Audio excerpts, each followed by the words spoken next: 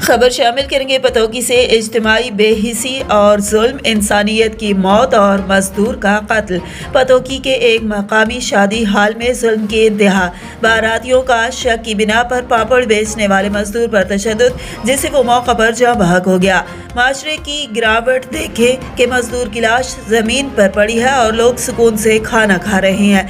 वज़ीर आला पंजाब सरदार उस्मान बुज़दार का पतोकी में शादी हाल के बाहर बारातियों के तशद्दुद से मेहनत कश के जाँ बहक होने के वाक़या का सख्त नोटिस। इंस्पेक्टर जनरल पुलिस से रिपोर्ट तलब। उस्मान बुज़दार ने कहा है कि मुलज़मान को जल्द कानून की गिरफ्त में लाया जाए। मुलज़मान किसी रियायत के मुस्तहिक नहीं।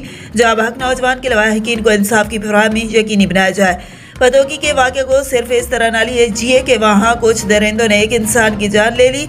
इस वाक़े ने दुनिया को पैगाम दिया है कि हमारे अंदर ऐसे हैवान भी बसते हैं जो किसी की लाश बिछाकर उसी लाश पे ऐसी बेहिसी और बेशर्मी से खाना खा लेते हैं। बेहिसी की इंतहा। पतोकी में होलनाक वाक़या पेश आया। शादी हाल में पापड़ बेचने वाले पर चोरी का इल्ज़ाम लगाया। बारातियों ने तशद्दुद करके जान से मार डाला।